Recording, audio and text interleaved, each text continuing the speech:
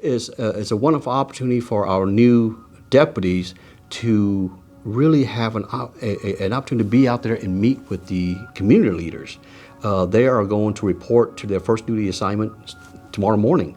And what a great start, what a great way to end the academy, and a great start to the next phase of their career is being out there and getting the opportunity to really interact face-to-face with community leaders out there in the community, and have a conversation, a dialogue with community leaders, and understanding the community's perspective, their expectations, and really understand what our deputies have to get their mindset in the right mindset to be able to serve the community better. The expectations for today, with the new newly sworn in deputies, I'm hoping that the Community Problem-Oriented Policing Unit that I'm now in can show them a different side of law enforcement, how to deal with the public at large on a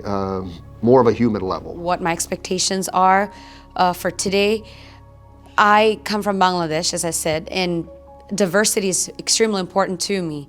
So getting to be out there and talk to people of different backgrounds, you know, it's extremely important, because a lot of people were never exposed to those kind of things. So, you know, of them talking to them and knowing their backgrounds and where they came from and what they believe in, it's important. What I expect for today is I'm really interested to see how the public view me while I have this uniform on, because this is my first time actually being able to go out into the world with this uniform on. So that's what I'm looking forward to, is actually to see exactly what they view me, how they view me with this uniform on, and hearing some of the questions that they'll have, if they have any, and then me being able to talk to them, and if I can answer those questions. My expectations for today is I expect to learn a lot from these community leaders that'll help me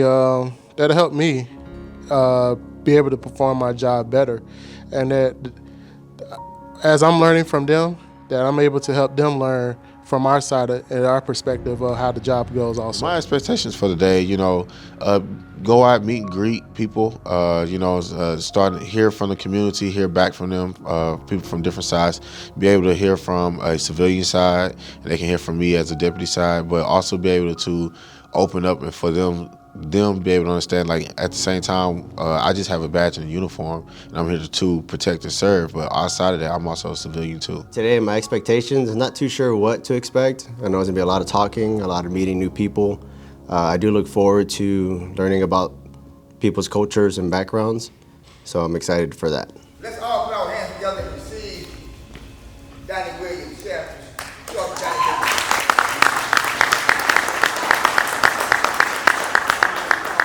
Real quickly, thank y'all again. I got two of my great mentors here. The one is Pastor Stern, Pastor Deckard, who allowed us to utilize his church and his facility, and he's feeding us in both ways. So please enjoy. Thank you for the engagement, and we'll do some great dialogue. There will be a pop quiz test before we leave. Now, this is not my church, it's our church. Whenever a house of God is opened up to be for the community, not for individuals, so this is our church. Now, the first thing we're going to do real quickly is there are some personalities from this community that have gathered together to interact with you, a very diverse group of people, and throughout the day we will go from place to place. This is going to probably be one of the most diverse events in America, from a Christian church to a Muslim mosque to a Jewish temple, all in one day. So again, you are part of history. It's going to be a great dialogue and conversation. But the individuals that's here this morning in the Greens Point community, that 4 years ago was called Guns Point, now it's back Greens Point and Guns Point, because we have allowed unity to come in between the church, the community, and law enforcement. We have literally hijacked the hijackers. So you are part of history moving forward. Now you can go into your community, because wherever you are assigned, it becomes your community. Right? So your father, pioneer in law enforcement, one of the first African Americans to break certain barriers. And so you put in the house for your experience change from a first-hand experience. Now what you read, I heard you saw it. I want you to share your father's experience, and then your years of law enforcement. Have you seen any changes? What did you see that was different? And then what do you see now moving forward for you guys in your hands? Thank you, Pastor. And again, to the class, congratulations on graduating again. By the way, Pastor, they already know me. I actually taught the last 2 days in class.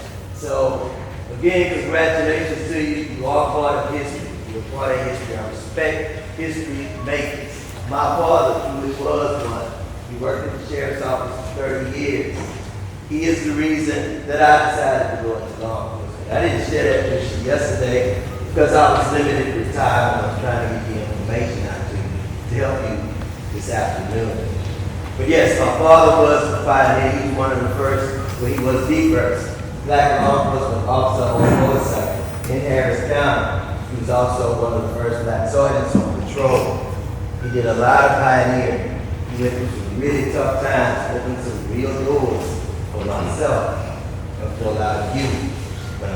In consideration of minorities working in law enforcement, he did that. Excuse me, I get a little emotional when I talk about my father because I lost him last year. But he was truly a pioneer. And what I've seen from his time and my time, and now your time, is truly amazing. I mean, Sergeant Williams and I talk about this all the time, and you really think that we would be here today doing this? I don't, but we're here, and it's amazing. And we have some amazing support. And today I want you to meet that support so that you can take it even further than we can. Okay, we're doing this so you can take it even further than we can. Please take this opportunity today to change the game. You gotta change the game. All of us. Not just some of us. Not just women, not just minorities, not just the people who doors have been open for everybody. Every single person in this room. You've got to change the game. So that's what we're gonna do today. How many of you, your first generation law enforcement, your father, mother wasn't in law first generation? Keep your hands up for a second. Stand please, 1, 2, 3, 4, 5. I'm asking this question. Why? Why are you here? Well, primarily came in to just get some experience to go into another branch of law enforcement to be a game warden. Why are you here? It's something that caught my attention. I've done a different kind of job, and I always refer back to law enforcement. And so I felt it was like a calling for me, so I just began to pursue it. So it took me 6-7 years to actually leave. Why are you here? My parents had a bad experience with the officer, and I was 5 years old, and I remember, and I wanted to make sure that I could change that for somebody else. Also, I came from the jail. There's a lot of youth in there that doesn't need to be in there, so I could try to help them, prevent them from going into the system. That would be that. Why are you here? I come from a Hispanic community. A lot of my community doesn't know how to communicate when it comes to law enforcement, and I feel like there's a better chance for me to make, for me to help them communicate and understand that they're not always afraid of law enforcement. They shouldn't be afraid of law enforcement when it comes to communicating with them and asking them questions. Why are you here? Growing up, I was the oldest of 3 brothers. My father always taught me to be a role model for them, so I could think of no other job where that would always be great for you and everyone around you. Give him a break of hand. Give him a break of hand.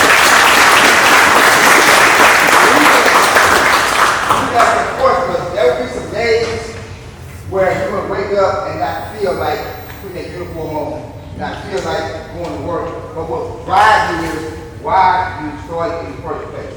And not minimize anyone's beginning, but those who said it was a calling, those who said, I had a bad experience and I want to be an agent of change. Those who said that I want to make sure my community embraces and understands law enforcement and community is one and the same. Those are the stories from your heart that will drive you on days when your body don't feel like getting up and going to work, but your heart says, but I got to do this. Because it's more than a job, it's more than an occupation, it's more than a stepping stone in my career. It's what God created me to do. And that's what will drive you to be the best you and to change your community and to change the world that we live in. His father was an agent of change, and you in this room have an opportunity to be the next generation of agents of change. Pastor, come on up and share, please. What we share. Giveaways. Now listen up. This guy is like the spiritual male versus Oprah. You get a car, you get a car. Everybody see him, he's giving something away. So I don't know where he has that bag, but I know it's something good. So real quickly, you get a car. Yo, go.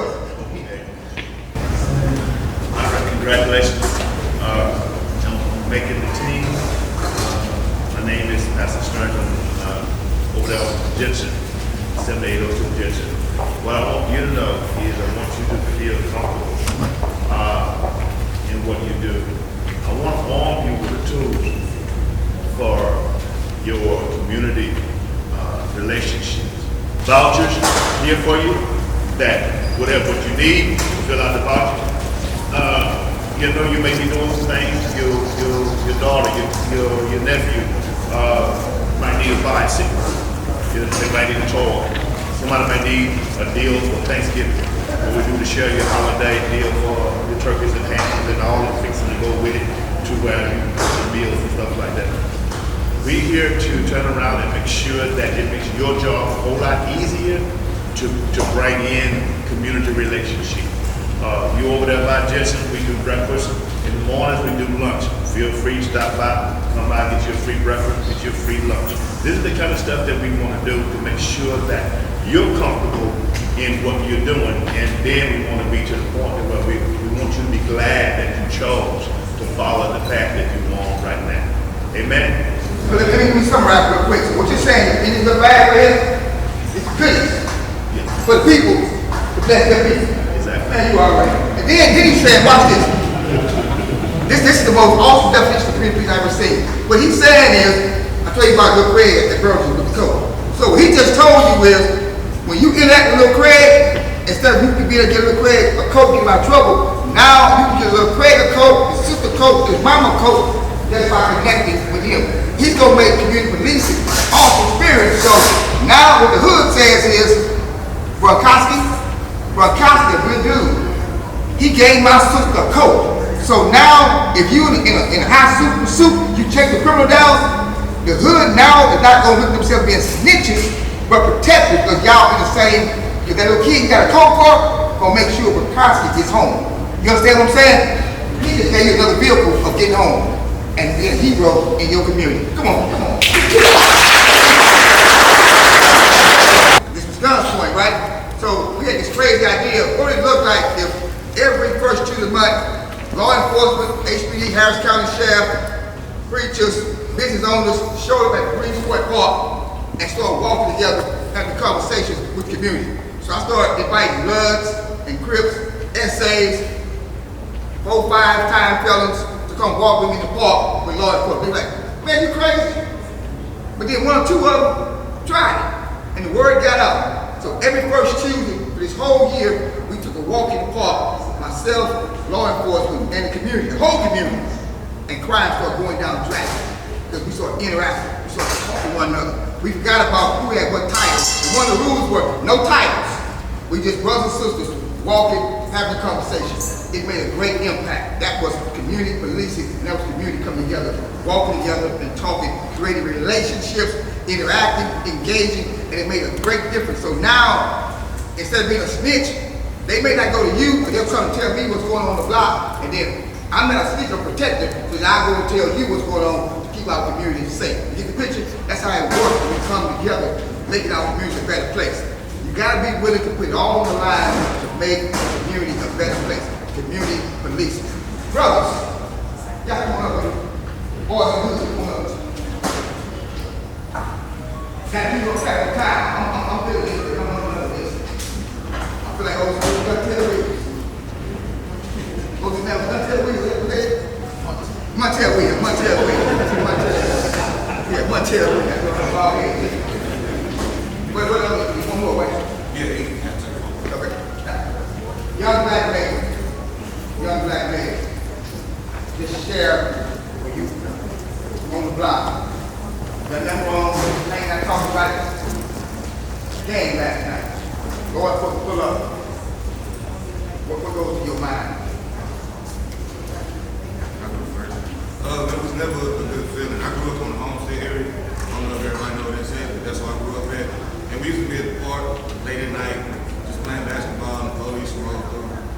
game the next day, to clear my head, I would usually go to the park. And I would put up shots, 2 a.m., 3 a.m., go back in the house, go to sleep for like 3 or 4 hours, head to school, have a great game the next day. That was my routine. My mother was always gone. That kept me out the streets, basketball. That's what kept me out the street. But the police would pull up, flash the lights, come check me, make sure I ain't have nothing. I'm out there with some shorts on with no pockets and no shirt on. There's nothing to check. Like, I'm out there with a basketball, but it was never a good feeling. Never a good feeling. The court really saved my life, but it was like, no matter what I did, whether it was productive or I was just minding my business, I always got pressed by police in my area. So it was never a good feeling. Even to this day, I have friends that's on the law enforcement, and I never thought they would go that route the way we grew up. You know, but it's good to see that because they want to make a change. That was the first thing I thought. This person is going out to be a sheriff or doing this and doing that. He wants to make a change because we didn't get good treatment growing up from the police. And you're right, that's a good cop, bad cop. That's a good preacher, bad preacher. That's a good wife, bad wife. Good men, bad men. Good women, bad women. That's some of all of us within all of us. So what we'll never do is we'll never just put all of us in one bucket. The question I want to pose right now, and then we're going to get to your story as I'm going to close. The question is, when you hear these two young men say they experienced growing up with a negative interaction with law enforcement, be it HPD, Harris County Sheriff, whenever a male or female uniform came on in their presence, they felt something different. My son's name is Paul Williams, and I'm going to try my best to get this show. All I can say is the police department, the law enforcement department, met Paul and he had his work staff. He went to the military, so he was a veteran. He went to the military because I was a single mom, and he knew I wasn't going to be able to pay for college. So he knew that if he went into the military, he paid for college. So he only did as many years, as 4 years, or whatever they needed to do, came out and immediately went to school. Absolutely amazing artist. He started drawing when he was in kindergarten. His teacher called me and said, you need to pay attention to what he put on paper. This boy understands the depth perception in his drawings in kindergarten. So by the time he got to middle school, he was winning awards at the Houston Rodeo Association puts on an art contest, and kids can put that, and he won awards. By the time he got out of military and was in school, he had already created, before he died, he had already created his own video game, okay? He did graphic design. He taught himself to play guitar and violin. He was really smart. But when he came out of the military, he had a mental problem. They diagnosed him as being paranoid schizophrenic, and he was. There was times that I had to even talk him down for thinking that I was some special ops agent that was coming looking for him, which is that, they had convinced me to work with him to kill him. And all I wanted to do was be his mom. On the night that I was not around, he was fighting his brother. He was having one of those episodes. He could be as normal and as kind. I'm serious, this boy would go camping with me. He would sit in big dogs and just read to me. What 20-something-year-old kid, wants to read books with his mother, okay? But anyway, this night he was fighting with his brother, and his brother called me, and I said, you're gonna have to call the police, okay? I'm gonna be honest with you, I knew that HPD had mental health units, okay? I did not know that the area that they were living in was policed by constables, and there is no mental health units as far as I know. And they consider themselves to be a paramilitary organization, okay? By the time they finished dealing with my son, there was literally hundreds of rounds of ammunition shot into his apartment, and 22 of those bullets landed in his body. Hear that mother's story. Not a reset button. Not a reset button. De-escalation. What does that mean thus far to you, to de-escalate a situation? Where it's not about you going home or they go home, but everybody go home. You are my brother now, and this is not no fluff. Like I told you outside, I don't believe in partnerships, I believe in relationships. So we plant a seed, and we plant the right kind of seed. You plant seed in the dirt, or you plant seed in the soil. Dirt is nothing gonna grow, but soil has the right nutrients to grow. So I'm asking you to help me grow, to help this grow, because we got the quarterbacks, but we need a coach. Always walking around with that shame and guilt, and you have to get that stuff up out of you. And I said you can't think your way into a better way of acting, you have to act your way into a better way of thinking. So we at the Fifth Ward Islamic Center for Human Development established an environment, and everybody that's involved are people that were just like me, that were struggling from drugs and alcohol addiction, gang activity, drug selling, and things like that. And what we do is we surrender our time to help people that suffer just like we do and help those who are willing to help themselves. And this is the most important thing of our mission. In my religion, it teaches us to come together on common terms, and that's what we're doing right now. It doesn't matter what our belief is, but we're all on the same mission to create a healthy community for everyone. You know, we all want to go to work and go home safe. We all want to go to where we're going to come home safe. But we all have to learn how to work together in spite of what's going on. So if the hostile party is on the opposite side of me, it's up to me to stay calm. You know, they teach you this, but you got to get tested with this. And it doesn't feel good. You know, that's why we always say we seek refuge to Allah from evil wishes of Satan, because somebody is whispering something. When I see something, my mindset just changes. But it's coming from a whisper that I'm not in control of. And I can't protect myself unless I call on the power. I have to check into the power before it happens because I have the experience. So when I go back into those areas, because I have to go back in order to recover, and let those who are still struggling to see, hey man, if I can change, you can change. You know, I heard Jaime Fletcher's story a long time ago. And then no matter where we at, where we from, it's the same story. Hurt people hurt people. And to the hurt person that's hurt, understand that he played a part into getting hurt, we're gonna keep on hurting each other. You understand? Hurt people hurt people. I'm only hurting you because somebody hurt me. You ain't never did nothing to me, but you always send my brother to prison, and my mama would take me down there to sin, but we would always get praise when we come home from prison, so we walked around with our chest stuck out. But really I was in prison on the weight pile every day, eating much as I can, trying to look as big as possible because I was afraid. And I didn't want nobody to know what I was really going through in there. So I walked around and showed my pictures of selling drugs and all that, trying to be who I wasn't. I never know who Joseph was. I just found out who Joseph was when I turned 40 years old, when I decided to fully surrender to God, to turn my will and my life over to God and go in and clean all those bad things inside me up and eradicate that stuff and offset it with a new set of conceptions and motives. So I stopped selling drugs. I got me a job. I stopped chasing women. I got married. I quit trying to run con and game on people and start trying to help people. You see, if you don't replace it with something, then nothing is going to change.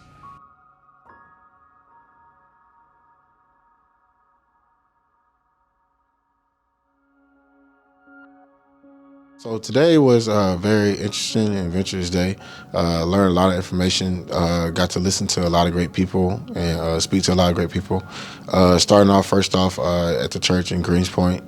And it was really good to hear back from stories from the lady who had lost her son to law enforcement, which is a sad tragedy to hear, and you can still hear the pain inside her voice about it. But it's also beautiful to sit there and see that she's willing to give back and share her story to us deputies or new deputies, and basically explain that, we can still, look at people, even though they're going through hard times and stuff like that, that we can still be able to treat them like human beings. Everything is not always one of those life-threatening calls. Overall, today was a great day. I really enjoyed it.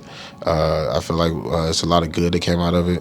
I would just like to say that those two guys, the first guy that spoke at the Islam and the last guy that spoke, I feel like those two guys are probably more powerful speakers that we needed to hear, because it was just raw.